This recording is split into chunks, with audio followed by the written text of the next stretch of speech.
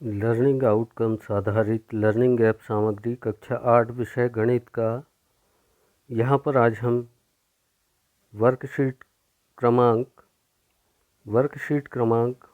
48 को देखेंगे। तो इस वर्कशीट में हमें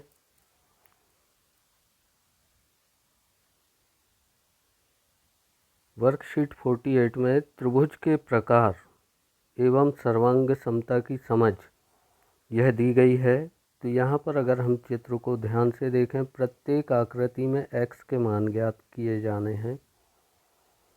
तो यहाँ पर जैसे पहला त्रिभुज दिया गया है, इसमें कोण A 60 डिग्री का, कोण B 60 डिग्री का और कोण C यहाँ पर हमारे पास में x डिग्री का दिया है। इसी प्रकार से दूसरे चित्र को हम ध्यान से देखें तो यहाँ P कोण 45 का है, Q कोण अज्ञात है अभी, और x कोण R कोण हमें ज्ञात करना है, यानी x की वैल्यू ज्ञात करना है। तो चूंकि ये इस आकृति में कोण Q समकोण बन रहा है, अतः हमने यहाँ पर इसे समकोण या 90 डिग्री लिख रखा है।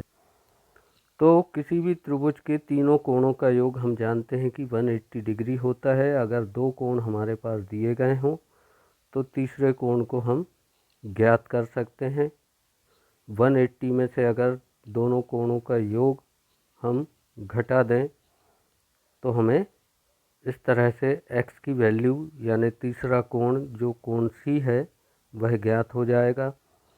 तो 180 माइनस 60 प्लस 60 यानी 120, तो 180 माइनस 120 यानी 60 डिग्री। इसी प्रकार से यहाँ पर कोण P 45 का, कोण Q 90 अंश का, तो 90 और 45 135।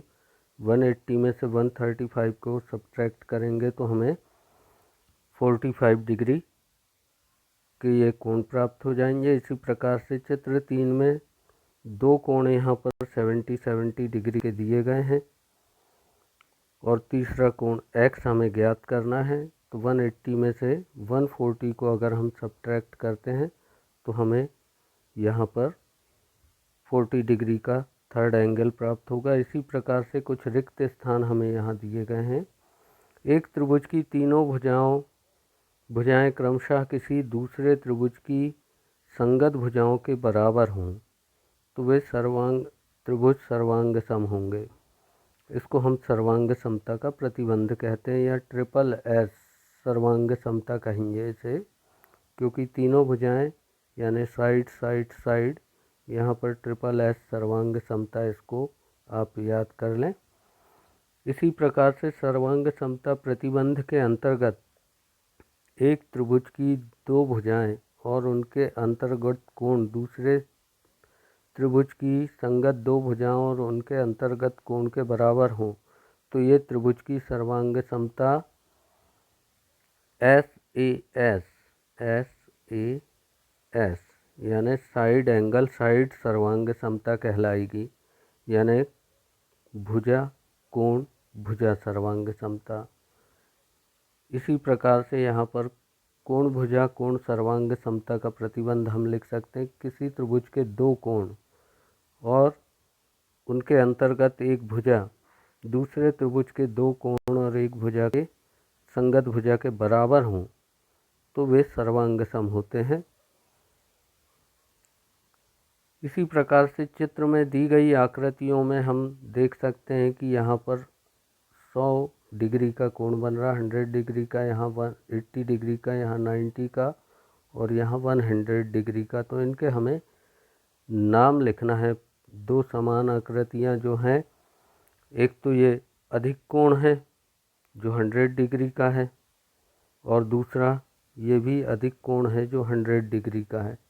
तो इनके कोण बराबर हैं, अतः समान आकृति पहली और चौथी होगी, यानी A और D समान आकृति होंगी।